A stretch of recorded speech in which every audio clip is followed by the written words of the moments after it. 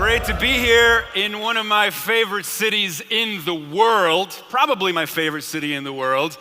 So thank you, The Next Web, for hosting me. This has been a long time coming, and I'm thrilled to be here with you guys today in this celebration of technology, creativity, and innovation.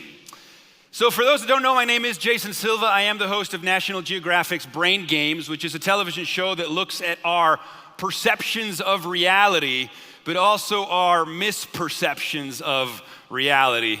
And there are a lot of misperceptions, particularly in the realm of technology and innovation. And this is kind of what I'd like to walk you through today.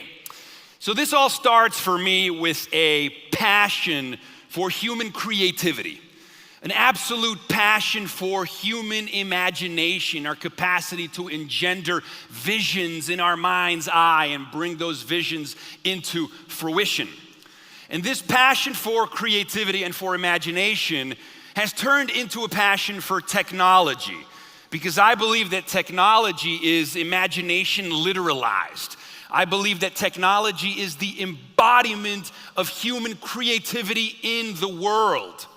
I believe that technology is how we turn the human mind inside out, and it's how we impregnate the world with mind.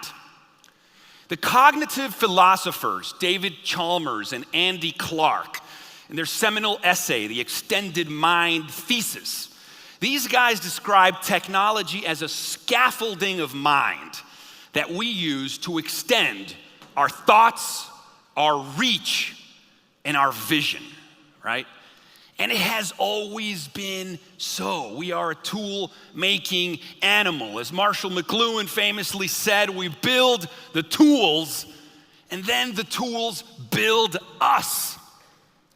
If you go back 100,000 years to the savannas of Africa, when early hominids were crawling the land, and they first picked up a stick on the ground and used that stick to reach a fruit that was on a really high tree branch, we've been using our instruments, our tools, our sticks to extend our reach, to overcome our boundaries, right? To transcend and overcome our limitations. That is what we have always done. Ray Kurzweil has a wonderful line. He says, this capacity to imagine things, these virtual realities in our imagination, right, in combination with our modest-looking thumbs, was sufficient to usher in this secondary force of evolution we call technology. And it will continue until the entire universe is at our fingertips. So technology has always changed the world. Technology has always disrupted the status quo. Technology has always redefined what it means to be human. But these changes, these redefinitions, they happened over many, many generations. And so the world didn't really change very much within one's own lifespan. And so these disruptions weren't as visceral as they are now. But now it's very different. Now the changes are happening in real time. It's like time-lapse photography. The pace of change itself is accelerating so rapidly that the feeling of vertigo has become very real. The world is changing before our very eyes. So it's no longer historical anecdote. It's real time. It's happening. And we are jolted. The feeling of disruption, the feeling of the rug being pulled from underneath our feet is very, very real today. And the question is why, right? If technology has always changed the world, why does it seem to be speeding up? Well, this is where things get exciting. Technology is speeding up because technology advances or accelerates exponentially. But human beings are linear thinkers. That's the reason we never see the future coming. The brain evolved in a world that was linear and that was local. And now we live in a world that is global and that is exponential. So we have these linear lenses in an exponential world. So we never see the future coming. Our expectations are always wrong because our intuition about change is always wrong. So what's the difference, right? I mean, this was the metaphor that really created that cognitive leap for me. It's an example used by Ray Kurzweil. He wrote the seminal book, The Singularity is Near, When Humans Transcend Biology. He makes lavish predictions about the future. And he's now the head of engineering at Google. So the guy's no joke. And he uses an example in his lectures, and I've used this example for years, and it works really quickly to wrap your head around the implications of exponential progress. So if you take 30 linear steps, 1, 2, 3, 4, 5, you get to 30. 30 linear steps gets you to 30, and that is our intuition about change over time, right? But if you take the same amount of steps, 30 steps, but they're exponential steps, now you get to 1 billion in those 30 steps. So 30 linear steps gets you to 30. 30 exponential steps gets you to 1 billion, and technology changes exponentially. That's the reason why the smartphone in your pocket today is 1 million times cheaper, 1 million times smaller, and 1,000 times more powerful than what used to be a $60 million supercomputer that was half a building in size 40 years ago. So take that in for a second. Try to appreciate that amount of progress, that astounding amount of progress, of acceleration. What used to be the size of this arena 40 years ago, that $60 million mainframe supercomputer that you needed special permission to get access to, has shrunk down to a device that fits in your pocket. 1 million times cheaper, 1 million times smaller, and 1,000 times more powerful. That's exponential change. And exponential change doesn't end, right? It continues to compound. In the next 25 years, this will shrink down, most likely to a device the size of a blood cell. It'll go in our bodies and brains, reverse engineering us from inside out. But of course, your linear brain kicks in right away, and you're like, oh, no, it'll never happen. But it's already been happening. Look how far we've come. Look how fast we've gotten here. So if you guys are technologists and entrepreneurs excited about the next big thing, you want to start thinking exponentially. You want to start leveraging exponential change for good, for impact, for scale, right? Instead of being scared by the disruptions of our age, instead of being frightened or jolted by the fear that your jobs are gonna go away, you need to embrace exponential change. You need to become an exponential thinker, right? So you can author the world you want into being. So again, these technologies are advancing exponentially. Our capacity to impact the world is advancing exponentially.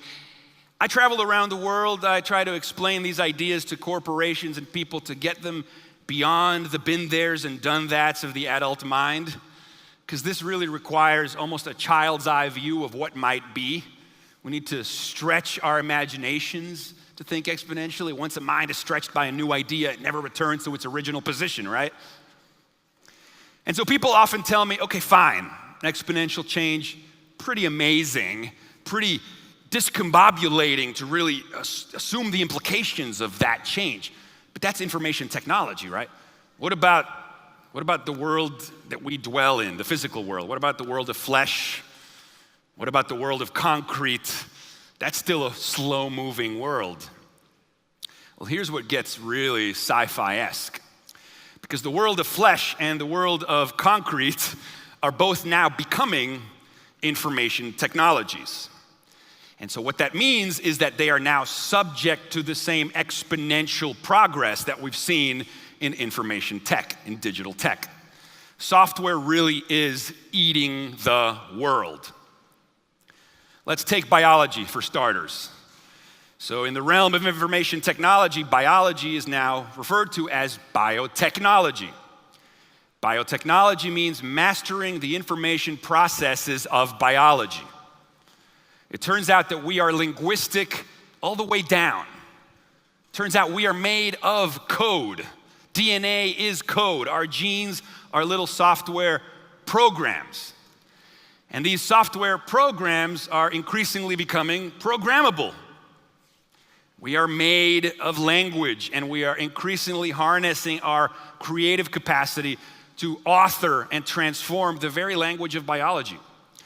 I remember this wonderful line by the physicist Freeman Dyson in an essay on the age of biology, as he called it, where he envisioned a very near future where a new generation of artists and poets would be writing genomes with the fluency that Blake and Byron wrote verses.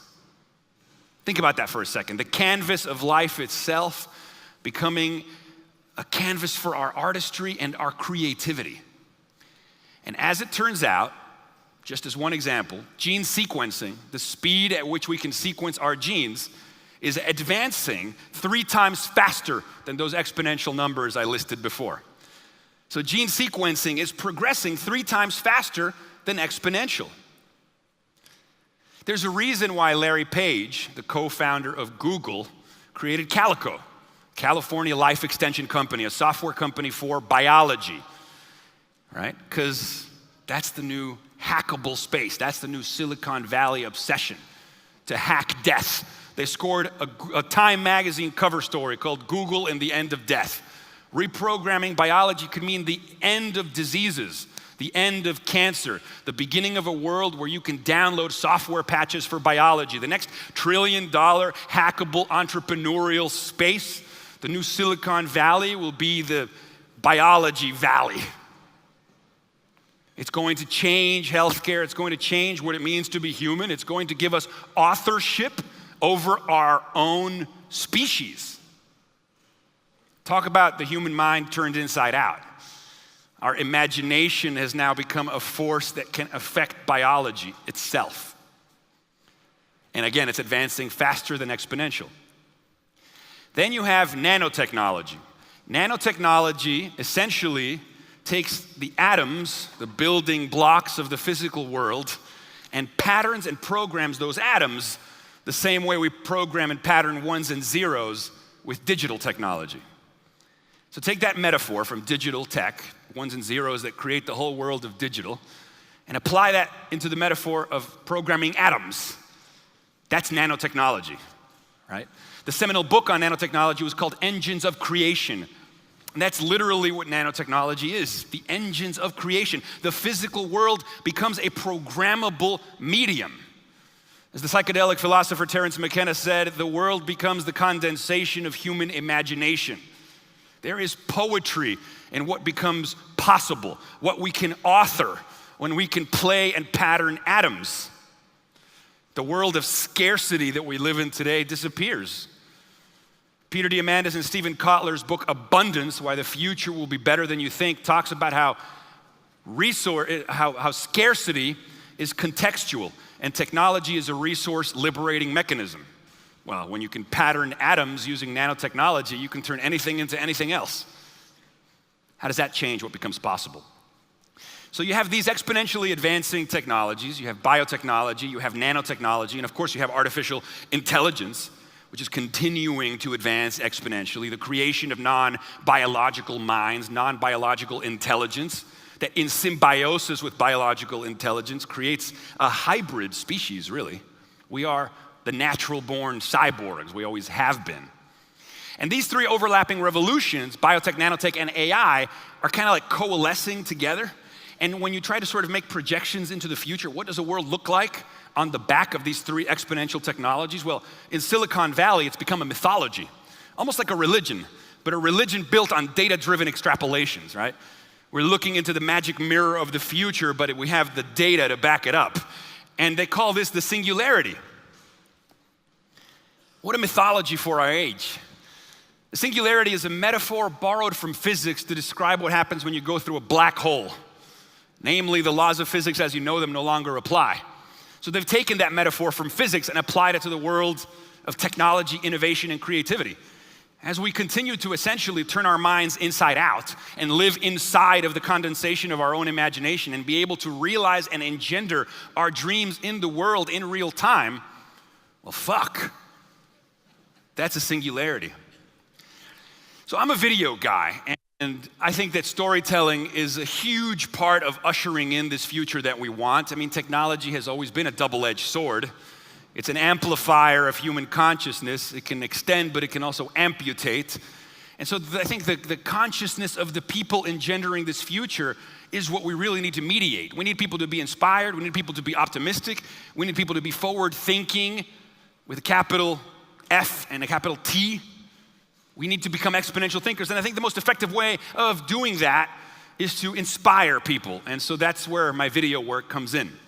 I'd like to show you a video today. It's called The Future of Us, and it mirrors this idea that it's always been the artist who realizes that the future is the present, and he uses his work to prepare the grounds for it. So bring your attention to the monitors to a video called The Future of Us. If you can please play. So let's talk about the future of us. What does that even mean? The future of us. It's a look at what comes next. It's a look at what might be. Because today, exponentially emerging technologies are transforming what's possible. They're helping us overcome, transcend even biological limitations. The very rules of what it is to be human are up for grabs. We're rewriting the software of life with biotechnology. We're turning matter into a programmable medium with nanotechnology. We're creating sentient minds with artificial intelligence that are not bound by the limitations of biology. These three overlapping revolutions, GNR, genetics, nanotechnology, and robotics, together will be leveraged to lead us towards a black hole-like, impossible to fathom singularity. It's like staring into the sun, a moment of a rousing symphonic climax when all of mind, leveraged and networked together, transcends its biological origins, and we become something more. People worry about the AIs and the them. Well, as Kurzweil says, that's going to be us.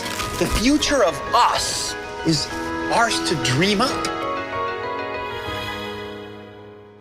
So let's talk about. So I started doing these videos because I wanted to change the way that people think about tech and innovation. And one of the key changes in my own thinking about this came after reading Kevin Kelly's book, What Technology Wants. You probably saw Kevin speak yesterday. What a marvelous technology philosopher he is. And in that book, he put out this idea that technology is like our second skin. He referred to technology as the seventh kingdom of life. He called it actually the technium. And he said that the technium is subject to the same pulls and evolutionary forces as biological evolution. So essentially, people that fear technology as being somehow unnatural, or people who worry that technology somehow is us like tinkering with the natural order, need to realize that technology emerged from the natural order because we are the natural order. This is what Kevin Kelly refers to as exotropy, right? It's the opposite of entropy. Life moves towards greater complexity and organization, and from life is born this secondary skin, and it moves towards greater complexity and organization, creating more possibility in the world, and doing so exponentially. And what's fascinating for those that still think this is unnatural is that the more our human-made systems become complex and sublime and self-organizing, the more they're starting to mirror patterns found in natural systems. And so what we start to see, it feels like an episode of The Twilight Zone. It's a bit psychedelic, in fact, because it's like, holy shit. The more sublime the stuff we engender, the more it mirrors the natural world, creating a kind of ontological awakening when we come to realize the forceful reckoning with what's actually going on is we may not even be in control, right? It comes through us, but not from us, and though it is with us, it belongs not to us. This is just a universe where the conditions are right for this exotropic force. This moves towards more creativity and more organization may be possible. And this next video looks exactly at that. It's called To Understand is to Perceive Patterns. Please show the next video. There's a mind-expanding idea that smashes the false duality between nature and technology. The realization that nature and technology are one and the same, a continuum, smack in the middle between the born and the made, is summed up in the lines, to understand is to perceive patterns. That moment when the dots connect, you see the gestalt, long view, and you see the big picture. This notion of patterns. For example, Paul Stamets has written about the mycelial archetype and how the information sharing systems that comprise the internet, a man-made system, mirror the neurons in our brain, a natural system, which in turn mirror computer models of dark matter in the universe. They all share the exact same intermingled filamental structure. It's unbelievable. Or for example, the fact that forager ants, when they hunt for food, their patterns of hunting mirror the TCP/IP protocols that govern information flow of traffic on the internet. Same patterns. Jeffrey West from the Santa Fe Institute tells us that cities are actually like organisms. They have metabolic rates, and that alleys are like capillaries. Fly an airplane, look at a city from the sky. It looks like a motherboard. It looks like a microchip. Information arranged, evolution, life, sentience, mind. To understand is to perceive these patterns. There is no duality between nature and technology. It is all one and the same. Thanks, guys. And so just to wrap up very quickly, there was a campaign put out there by Singularity University, which I think answers the question, what do we do with this power? Right? We are as gods and might as well get good at it. What do we do when we have the power of gods to author reality, to change the world with our creativity and our innovation? And the idea behind the campaign was to redefine the term billionaire. Right? Because in the world of startup culture, everybody wants to create the next company and become the next billionaire. And that's cool, right? Aim high, for sure. But what if being a billionaire in the age of exponential technologies was not just making $1 billion, but what if being a billionaire meant positively touching 1 billion people?